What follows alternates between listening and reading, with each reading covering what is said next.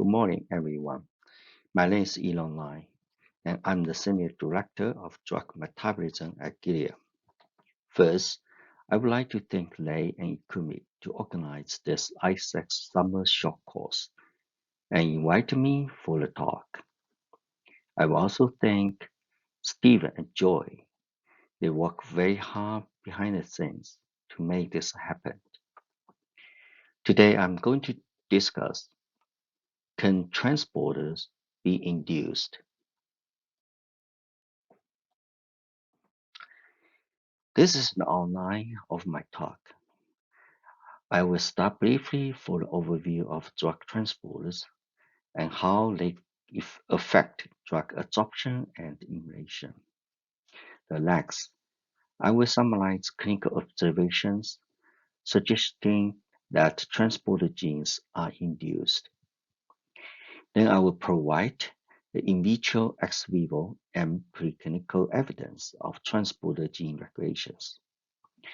Finally, I will summarize the characterization of transporter induction in drug discovery and development. In the liver, hepatic uptake transporters such as OATP1B1 and 1B3. These transporters are expressed on the sinusoidal membrane of hepatocytes and contributed to the drug clearance. Inhibiting these transporters can reduce the hepatic clearance of the substrate drugs. For example, OATP inhibitor, rifampin, cyclosporin, and gemfibrozil can increase the exposure of the esomeprazole, pravastatin, rapamycin, leading to the significant drug-drug interactions. The AUC and Cmax both can increase.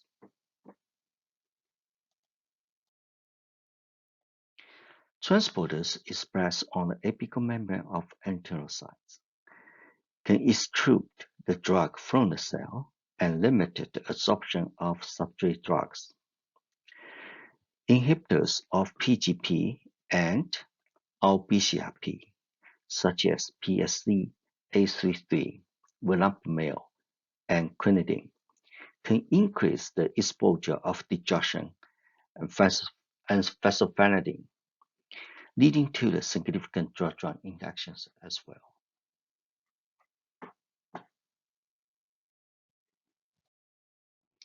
Similarly, linear transporters, both expressed on the apical and basolateral membrane of proximal tubule cells, such as OAT1, OAT3, and OCT2 on the basolateral membrane and MAY1, MAY2K on the apical membrane. Those transporters are important for linear excretion of drugs. Inhibitors of linear transporters, such as probenecid, cimetidine, and dolutegravir, can increase the exposure of the metformin and furosemide, resulting in the significant drug-drug interactions. On the other hand, transporter inductions can increase hepatic clearance, renal secretion, or limited the GI absorption, therefore reduce the exposure of the substrate drugs. Next, I will provide some clinical observations that hint transporter being induced. St. John's wort is a herbal medicine used for depression. It can induce the expression of CYP4 and PGP through PXR activation. This paper investigates the PKs of oral and IV terlinolol before and after 12 days St. John's wort. The authors found that St. John's wort did not change in the IV PK of the terlinolol, but reduced about 25% of the oral terlinolol bioavailability. Meanwhile, the authors also detect the increase of mRNA and protein expression of the PGP. Carbamazepine is an anti-epileptic drug and can induce CYP3A via PXR and CAR activation. The pretreatment of carbamazepine reduces about 1.74 both Cmax and AUC of fexofenadine without changing the half-life and linear clearance. The data suggested that the reduction of the fexofenadine is due to the reduction of absorption.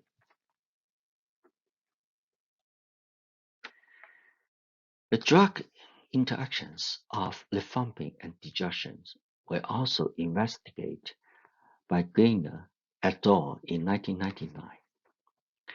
The PKs of single oral and IV digoxin were assessed before and after co-administration of rifampin. The authors found that the AUC of oral digoxin significantly lower during the rifampin treatment, but less pronounced after IV administration. The authors further measured the intestinal PGP expression and found that rifampin increased the PGP expression about 3.54. They also found that intestine PGP levels were correlated with the AUC exposure of digoxin, relatively with the PGP expression. More clinical observations on PGP induction were recently summarized in a review article authored by Pfizer colleagues. Additional inducers include quinidine, lipoprotein, genistein. The AUC reduction ranged from 7 to 70%. A few exceptions were also noted that increased AUCs were observed. Please see the review article for more details. Recently, Justin Nuts et al. From Gilead Sciences conducted clinical studies to investigate the dose-dependent rifampin induction. The pharmacokinetics of pro-substrates, including dabigatran etacrylate, pravastatin, rosuvastatin, and the index enzyme controls, including midazolam, tobutamide, and caffeine. The PKs were assessed before and after multiple doses of rifampin. Rifampin was dosed ranging from 2 to 600 mg, and the dosing interval was about 12 hours between the cassette substrates and the rifampin. As shown in the right-hand side on the top in the table, dabigatran etacrylate monitored as the total dabigatran represents the PGP interactions. Midazolam and tobutamide are the index substrates for CYP3A and 2C9 respectively. Pravastatin and rosuvastatin are the OATP substrates. In addition, MRP2 and BCRP also involved in the pravastatin and rosuvastatin respectively. Caffeine was also dosed as CYP1A2 substrate. The caffeine was intended to be the active control in these studies. As shown in the lower table, rifampin at 7,500 reached a maximal induction similar to 600 mg. As you can see from this figure, 7,500 mg overlap with 600 mg in mitoxantrone induction. The exposure of all probe subjects and index controls, including the lactic control, caffeine, were all reduced. The most profound effect observed was mitoxantrone, and the least was caffeine. One of the important findings is that the induction appeared to be dose-dependent of rifampin treatment. The most sensitive subject, as you can see from this table, was mitoxantrone. Mitoxantrone is the CYP3A subjects. The reduction of both AUC and Cmax was observed at lowest dose of rifampin at 2 mg. The maximum effect, as I mentioned in a previous slide, reached at 75 mg treatment of rifampin dose. The AUC was reduced about 90%, and the Cmax of mitoxantrone was reduced above 70%. The effect of rifampin on topiramide was less sensitive. The reduction of AUC was about 70%. Rifampin at 600 mg only reduced the AUC of caffeine, but the change of Cmax was minimal. Dose-dependent AUC and Cmax reduction was observed for dabigatran. At 600 mg of rifampin dose, the reduction of AUC and Cmax was about 70%. Pravastatin and rosuvastatin, they are OATP 1B1, 1B3 subjects, and also MRP2 and BCRP are involved in the hepatic clearance for both pravastatin and rosuvastatin, respectively.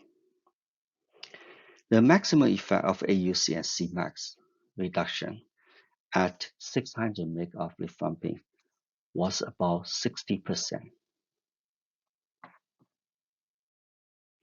The authors also investigate the induction potential of lipaputin and carbamazepine. They found that lipaputin reduced the AUCs of mitoxantrone and topiramide, but not caffeine, dabigatran, pravastatin, and rosuvastatin. On the other hand, carbamazepine reduced the AUCs of all probe subjects and the enzyme controls. Controversial results are also published in the literature. This slide shows that rifampin 400 mg per day administration for 6 days does not change the plasma exposure of rosuvastatin. Similarly, repeat administration of 600 mg rifampin was shown to reduce the plasma exposure of atorvastatin. Interestingly, the authors also found that the rifampin can gradually increase the AUC ratios of hydroxylate metabolites to atorvastatin, placebo, and rifampin. The results were consistent with a strong induction of the CYP3A4 not OATP transporter genes. The impact of rifampin single and multiple doses on OATP biomarkers was also reported. Multiple administration of rifampin reduced the plasma copper 1 and 3 concentrations compared with the single dose rifampin. As you can see from this figure, the copper 1 plasma level with single dose rifampin and with multiple dose rifampin, the plasma concentration was reduced. Similarly, copper 3 showed similar outcomes with single dose rifampin and with multiple dose rifampin. Interestingly, no change was noted relatively to rifampin pre-dose copper baselines. So the baselines before the rifampin and after multiple dose rifampin baseline, this pre-dose levels are not changed. In this report, the rifampin PK was not available. Our lab reproduced the results in cynomolgus monkey by measuring the copper 1 and 3 in monkey. Interestingly, we found that rifampin exposure was significantly reduced after repeat doses due to the auto-induction. Here is the first day 1 and day 7. The exposure of rifampin itself was significantly reduced in monkey. The reduced impact on plasma copper 1 and 3 with multiple dose of rifampin compared to the single dose can be explained by the reduced rifampin exposure. More clinical examples were summarized in these review articles. I would encourage you to check those articles out for the details. The next, let's review what in vitro, ex vivo, and preclinical evidence are available for the PGP and OATP transporter gene regulations. Rifampin is an activator of PXR. It binds to the PXR-XR complex and activates the gene transcription. It can upregulate the phase 1 and phase 2 enzymes and a few transporter genes, including MRB2 and DR1, and some reports shows OATP genes. Williamson et al. Showed that in vitro primary haplocyte incubations, rifampin shows a dose-dependent manner to induce ABCB1, that's PGP gene, and CYP3A genes. Rifampin induced the OATP1B1 and 1B3 genes at 0.5 micromolar. However, the induction was not concentration dependent. As you can see, the concentration increased from 0.5 micromolar to 10. The induction for the OATP1B1 and OATP1B3 was reduced. This slide summarized the literature data of in vitro rifampin induction. Data from 9 independent labs shows robust induction of CYP3A in human haplocytes. CYP3A for the induction from 5 to 84. The induction was showed on 9 labs in human haplocytes. The majority of the induction shows negative for OATP1B1 and 1B3. So for the OATP 1B1 and 1B3, the majority they shows not significant induced. So 6 of 9 did not show significant induction. Limited biopsy data after administration of an inducer are also available. While the CYP3A and PGP genes are induced in those samples, you can see that CYP3A4, PGP are the induced mostly in those biopsy samples. The induction of OATP1B1 and 1B3 appeared to be lactate. OATP1B1 and 1B3, the liver biopsy data with rifampin was studied. Our lab investigated the OATP induction in vitro sandwich culture system using multiple human haplocyte donors. We reported that OATP1B1 and 1B3 gene are not induced through the PXR. This is the rifampin not induced in vitro sandwich culture haplocytes. And only we see this the PGP was on the border. The OATP1B1 and 1B3 genes are also not induced through the CAR and AHR, the nuclear receptors. Please check out these two publications for the details. In order to avoid the impact of intestinal efflux transporter gene inductions, we further conducted rifampin induction studies in cynomolgus monkey. Repeat doses of rifampin reduce the exposure of IV dose antipyrin. So this before rifampin and after multiple dose rifampin. The results confirm the CYP gene inductions. Rifampin treatment does not change in the exposure of IV dosed pitavastatin and OATP subjects. Meanwhile, the OATP biomarkers copoporphyrin remains unchanged before and after rifampin treatment. The similar results was further confirmed by our BMS colleagues. Yaping and Hong et al. Conducted two experiments in monkey.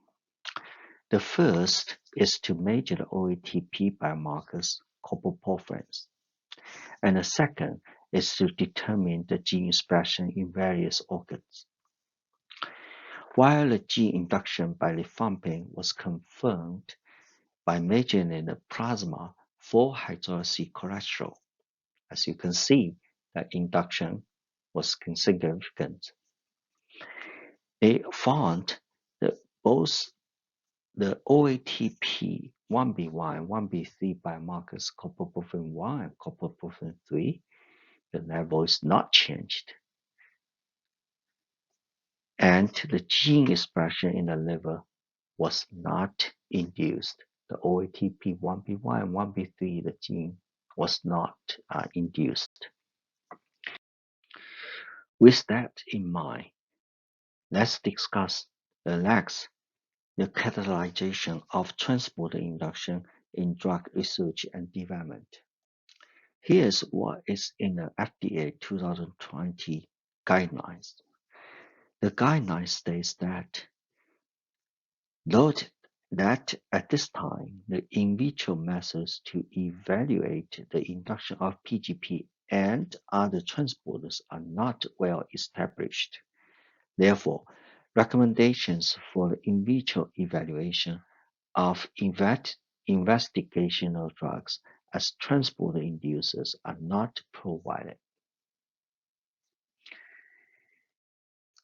Based on the current available literature data of clinical observations and in vitro, ex vivo, and preclinical data. Here is the current understanding of transporter inductions. For PGP, present clinical evidence supports intestinal PGP induction by PXR activators. PGP induction should be a DDI consideration for development of drugs that are PXR activators, here as a perpetrator, and are exhibit intestinal PGP efflux limited absorption, here as a victim. In terms of OATP induction, the reduced exposure was observed for a few OATP1B probes after multiple dose rifampin and other PXR activators.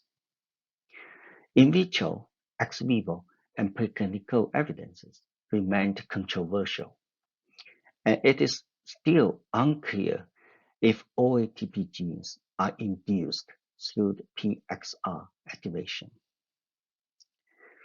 The observations can be confounded by the regulations of efflux in GI tract, or the auto-induction of rifampin to reduce its inhibitory effects on OATP transporters.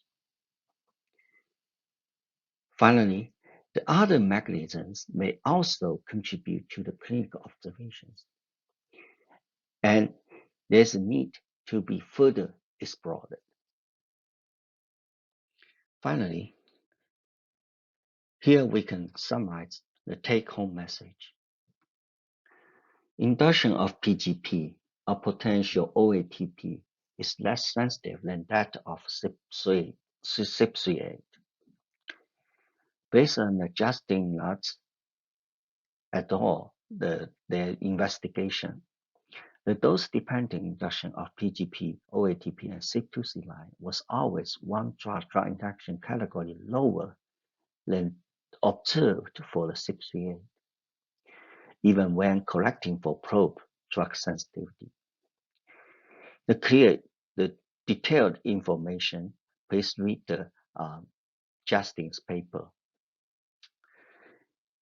As such, observed CYP3A induction data can be leveraged to inform the potential exposure decreases of marketed drugs that are PGP or OATP substrates. In other words, if your investigational drug is a strong CYP3A inducer, the potential impact on the PGP or OATP substrates should be moderate. That's a one drug-drug interaction category lower. I would like to say thank you for many people that helped me to understand this transporter induction topic. Chonang, she is my colleague at Gilead, working on the in vitro transporter induction and preclinical understanding on the OATP inductions. She is main contributor to the two publications we talk about the PXR, CART, and AHR induction mechanisms on transporter genes. Thanks all for staying with me to discuss this important hot topic on transporter inductions. Thank you again.